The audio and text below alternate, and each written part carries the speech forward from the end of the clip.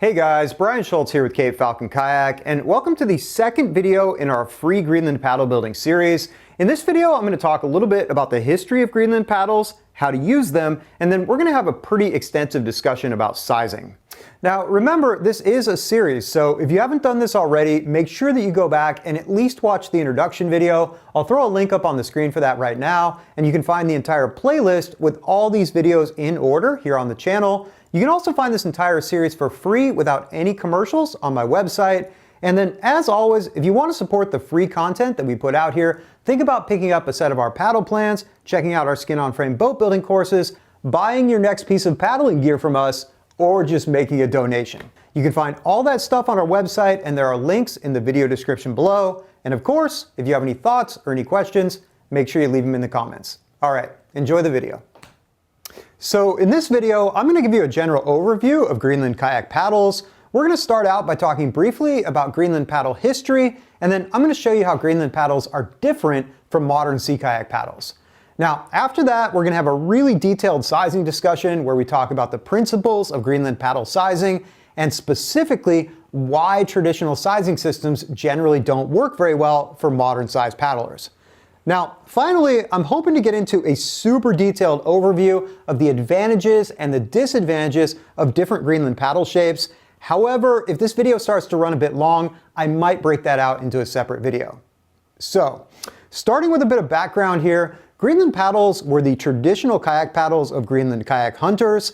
They were used in conjunction with narrow, low-volume kayaks that were made by constructing a driftwood frame and then covering it with sealskin.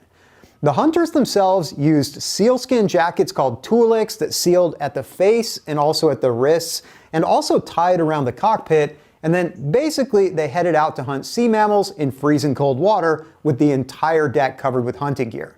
Now, obviously going for a swim in those conditions with nothing but bearskin pants on is not a super good idea, so the Greenlanders developed a huge repertoire of different kayak rolling techniques which were taught to the children from a very young age to reduce the risk of kayaking fatalities.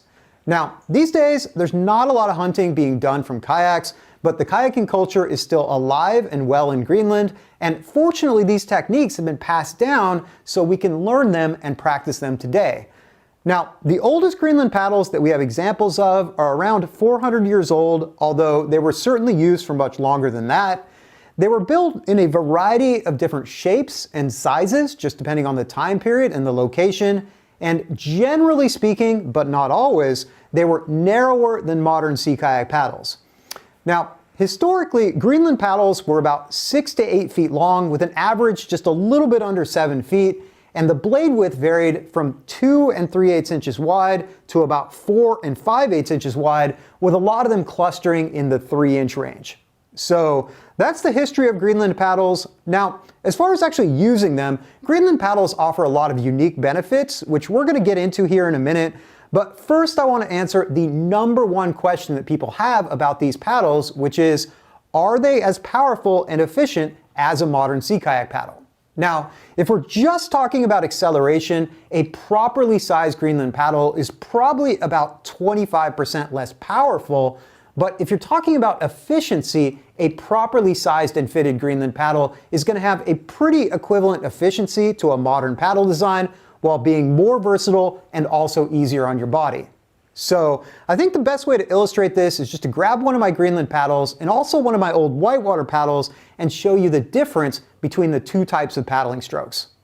So starting out with this carbon fiber whitewater paddle, if you're using this style of blade, your correct paddle stroke is going to start with your hands roughly elbow width apart on the loom. The paddle is going to be about level with your sternum, and then you're going to drive the stroke by rotating up and backwards, stabbing the paddle into the water, and then pushing with the top hand while you activate your torso muscles, and then leaving the trailing arm mostly neutral. You're going to pop this out of the water just when it gets past your hips.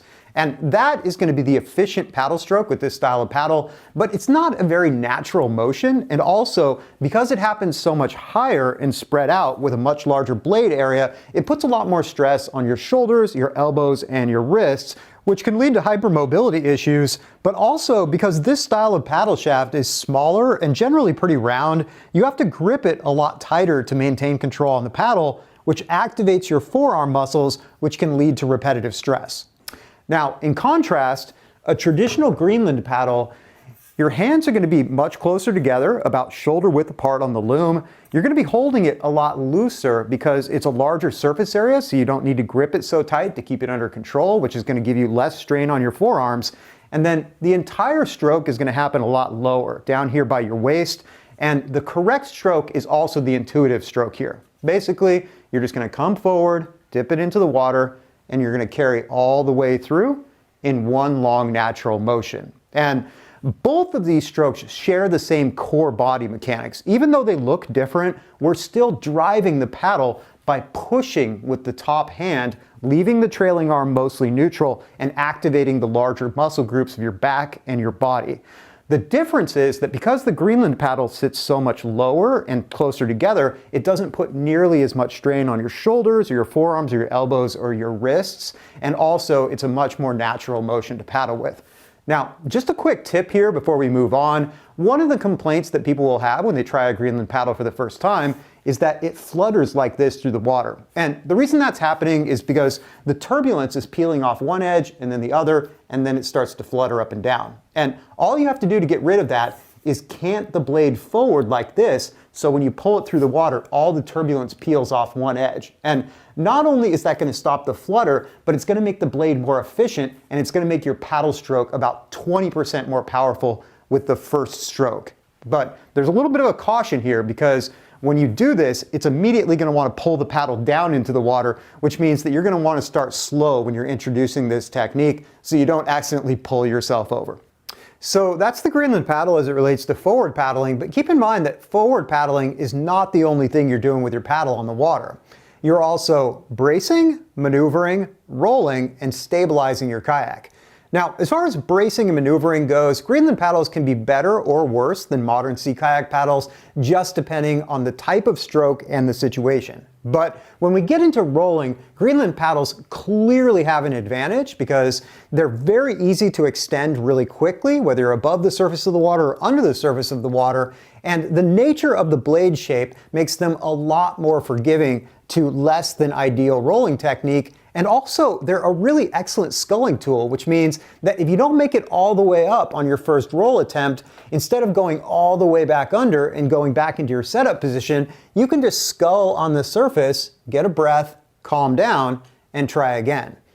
Now, the last thing I really like about Greenland paddles is they're really easy to stabilize your kayak with. You can just slide it up and underneath the deck lines at an angle, and not only is that a great place to tuck it out of the way while you're doing whatever you need to do, it also stabilizes the kayak in both directions. So obviously there's lots of advantages to a Greenland paddle. I'm not a purist. I like a Greenland paddle for most of what I do in the ocean, but I use a modern kayak paddle for my whitewater paddling.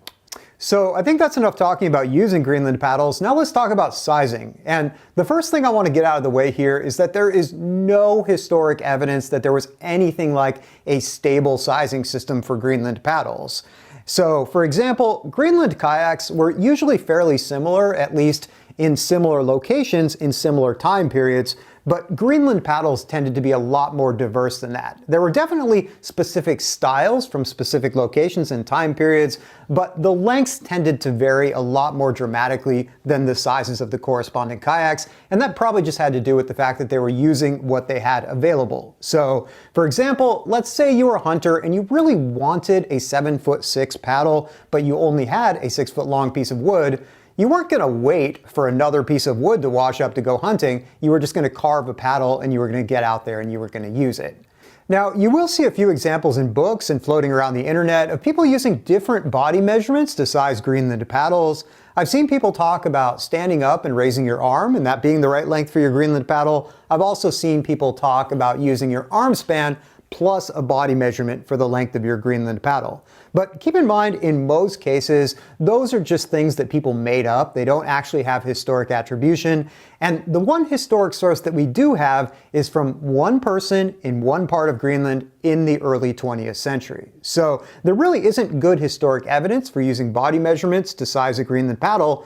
But even if there was, it wouldn't be a great way to do it for modern paddlers, because body measurement sizing only really works well if most of the people are the same size, the same strength, and are also paddling the same size of boat. So just to give you a quick example, if you're someone really tall but you don't go paddling very often, if you build a Greenland paddle based on your body measurements, you're going to have way too much blade in the water. And just like the gearing on a bicycle, if you've got too much resistance, it's not going to be efficient and you're going to get tired sooner than if you had the right amount of blade in the water.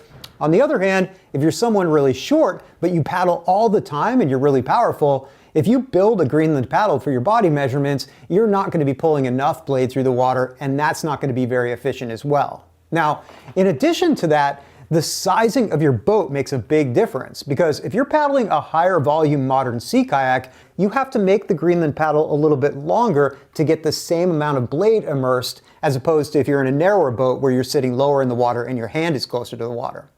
Now, as far as the actual loom sizing goes, the distance between your hands here, if you're in a narrower boat, it actually is a little bit more comfortable to have a narrower grip. But if you're in a wider boat, even though it's not quite as comfortable, I usually make the paddle grip a little bit wider, because otherwise you end up bumping your knuckles on the side of the boat. So if we can't use traditional sizing systems, even if they did exist in the first place, how do you know what size to make your Greenland paddle? Now, I wish I could just say go out and meet up with some people who are using Greenland paddles and see what feels right for you. But unfortunately, in my experience, a lot of people are paddling with Greenland paddles that aren't well sized for them in the first place. And beginning Greenland paddlers will often choose a blade that is bigger than they actually need, because they're trying to match that same sensation of resistance that they get when they're paddling with a Euro blade. Now, you can certainly go that route and it will move you through the water. But if you do that, what you might not realize is that a slightly smaller paddle can give you the same amount of propulsion for less amount of effort. Now, I know it seems counterintuitive that a less powerful paddle could be just as efficient.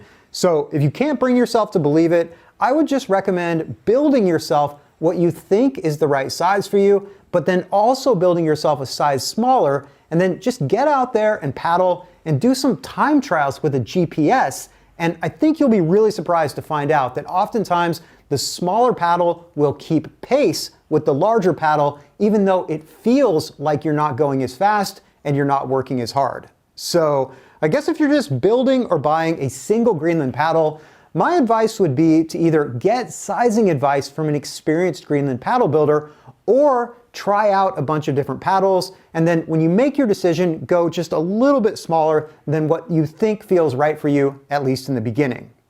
Now, originally I wasn't going to give any specific sizing advice in this video, because it's such a moving target, just depending on the size of the person, how strong they are, and the boat that they're paddling. But I think I will give you guys just a couple numbers to hang on to here, keeping in mind that this is a really crude reference. So, I think a good generic size for a smaller person is going to be somewhere around 84 inches long and around 3 1/8 inches wide at the tip, with a loom that is 19.5 to 20 inches long and about 1 1/16 inches thick. Now, for a medium-sized person, I'm probably thinking more like 87 inches long, 3 1/4 inches wide at the tip, with a loom that is 20.5 to 21 inches long and 1 3/16 inches thick.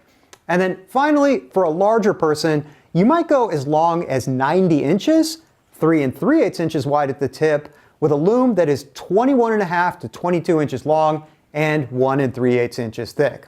So that gives you kind of a starting point, but keep in mind those numbers could be quite a bit different just depending on your body size and the size of the boat that you're paddling. So if you're looking for a much more detailed sizing guide, you can find that information in our Greenland paddle plans. All right. So I think that's it for sizing Greenland paddles, and I think this video is starting to run a bit long, so I'm going to take a break here, and then we're going to come back in the second half of this video, and we're going to do a really deep analysis of the advantages and the disadvantages of different Greenland paddle shapes. All right, I will see you in the next video.